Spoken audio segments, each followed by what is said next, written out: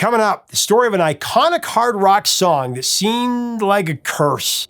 It became one of the most popular songs of its time. It had a killer video to go with it.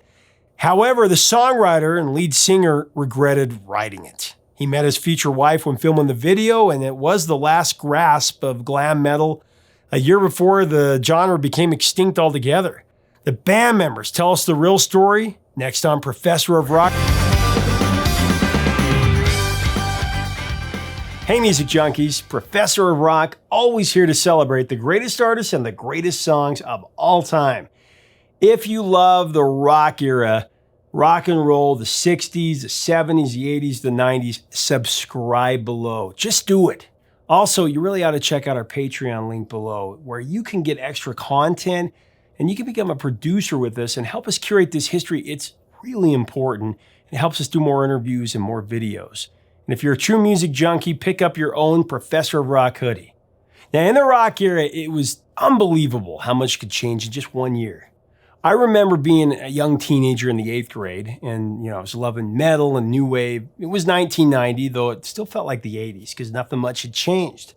I was listening to all sorts of music, from Depeche Mode and The Cure to De La Soul and A Tribe Called Quest, even mainstream music like George Michael, MC Hammer, Janet Jackson, and Vanilla Ice. And you were too. And of course, Motley Crue, Def Leppard, Skid Row, and Warrant. Which leads me to a Warrant and their catchy song, Cherry Pie. Catchy sing-along rocker that had a great music video with the sizzling hot Bobby Brown. This song was a favorite of my group of friends and the title track from the second album from Jani Lane and Warrant. And I bought it, and I really enjoyed most every song from the record, just as I had with Dirty, Rotten, Filthy, Stinkin' Rich from the year before. It had other glam metal classics. There was Uncle Tom's Cabin.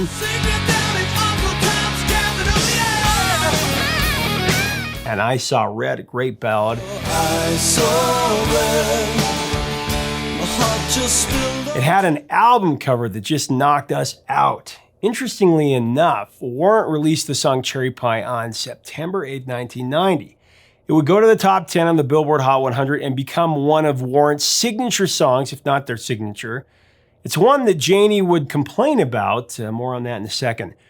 Remember how I said how fast things can change at the beginning of this? This song was massive at the end of 1990, going into early 91.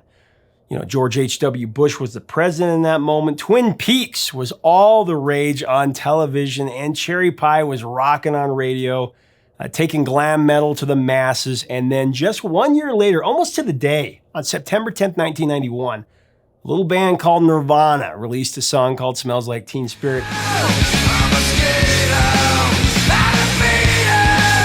And all hell broke loose. Within a few months, George H.W. Bush would be sent packing after just one term, bested by Bill Clinton.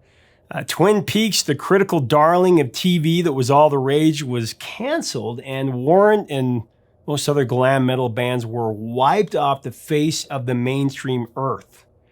The 90s had finally started, and what once had felt like it would be a decade of more glam metal and like rave music, it went the way of grunge, ending the decade on teeny pop and Britpop. I honestly thought that the decade was going to go the way of like Jesus Jones and EMF, but then Nirvana and Pearl Jam happened and the decade changed on a dime, really. Cherry Pie really was one of the last great mainstream glam metal albums, or if you'll forgive me, hair metal albums.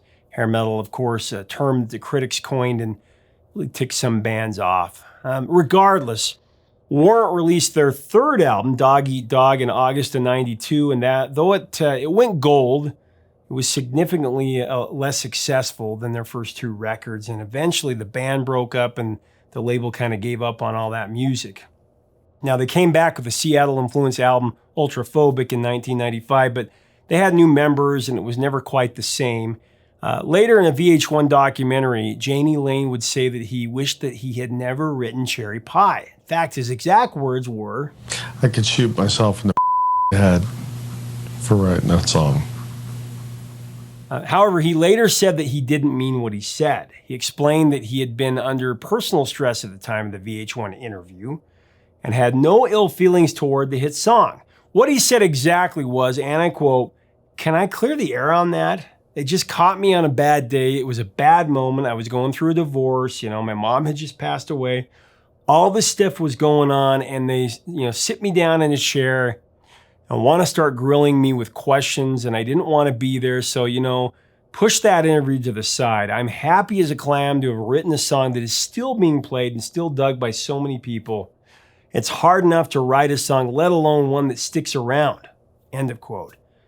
Of course, Jani Lane passed away after that. We celebrate his memory here. At the time that it was ruling the radio dial and MTV, Canadian cable TV music network Much Music refused to air the Cherry Pie video on the grounds that it was offensively sexist. A lot of metal bands and their songs faced that kind of criticism at that time, and I guess that Much Music and other naysayers forgot that rock and roll literally means sex.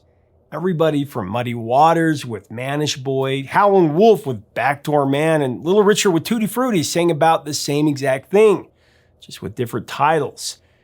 Really, Cherry Pie and Tutti Frutti are distant cousins, very much related. I had the opportunity to sit down with the surviving band members of Warrant, guitarist Erik Turner and Joey Allen, and discuss the making of the song and the video. And here's what they said about it. You're going to love this. She's my cherry pie, cool drinking water, such a sweet surprise. Of course, another top 10 record, 3 times platinum. You're one of the only heavy metal bands that have had 2 multi-platinum albums. I mean, there's not many of them. You can count on probably your 2 hands the metal bands that have done that. But I just remember the day I bought that, listening to the whole thing over and over again. Back when you do that, you listen to every song on the album, and the cover, of course, wow. Were you at that photo shoot at Scarpotti's? I might have went for like 5 minutes and The guy who bailed. did that cover was hired by Columbia, John Scarpati, to make that cover. That girl had either blonde hair or dark, that was a wig, but she was like Ukrainian.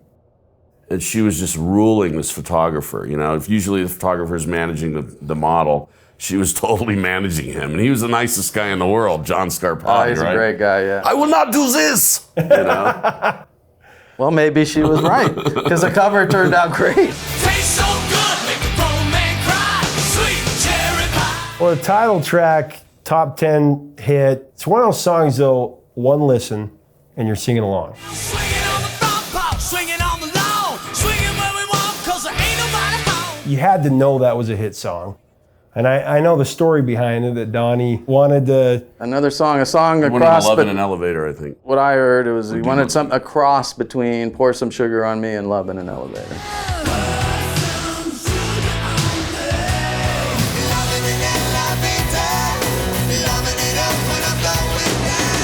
That record was in the can, done, and Jerry and I were at a celebrity golf tournament drinking beer. Yeah. We got a call And you got from called like, back. Yeah, listen to this. Like 4-track, Hey, my Jerry.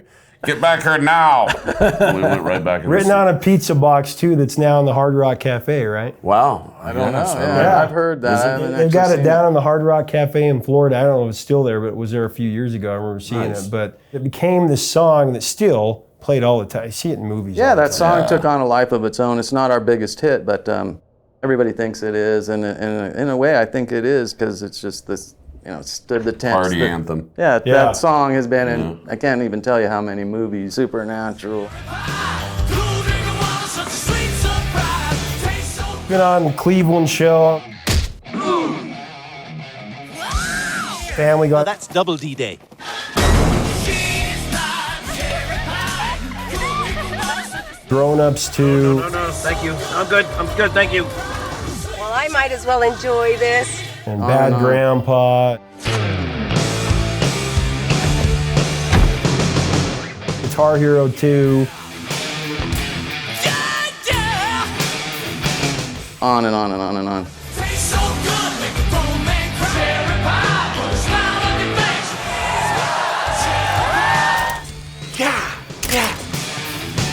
Well, smile, cherry pie. Smile, 'cause there ain't nobody home. Yeah, that song just took on a life of its own. Goes over great live.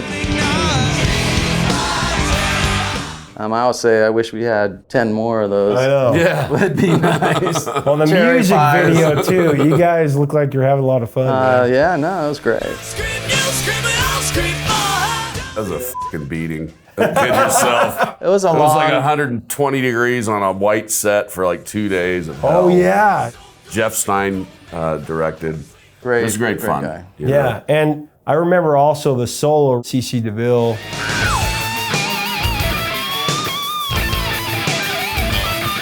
CC came in.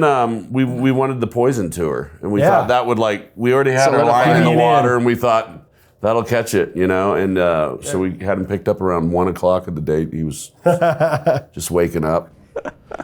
The Danger guys came down and sang Yeah, on the Steve and Bruno. gang vocals too. Yeah. Nobody ever talks about Yeah. that. I want to give those Great. guys props. Yeah, those are Steve-O. great Steve-O vocals. and Bruno, man, up Yeah. there singing their sweet little hearts out. Well, you always helped arrange the songs. What do you remember about the arrangement? Well, I of that went song? over to Janie's house, and like I said, these guys were out of town. Janie lived in Sherman Oaks. I did too. So I went over to his house, and he started playing me Cherry Pie.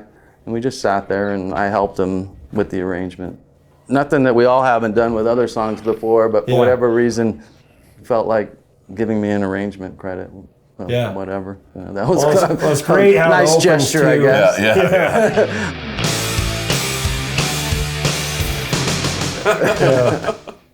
It was right at that peak of the tail end of metal before grunge kind of came in, and Right. it's so crazy how everything changed just like that.